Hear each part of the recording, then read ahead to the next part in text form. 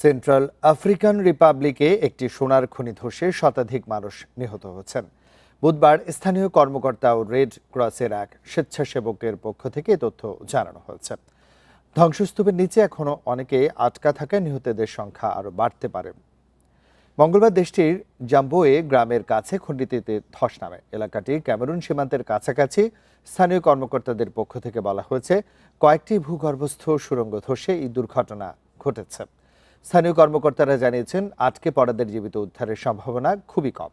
Central African রিপাবলিকের সরকারি নিয়ন্ত্রণের বাইরে ছোট পরিসরে খনন কাজে কয়েক হাজার মানুষ যুক্ত।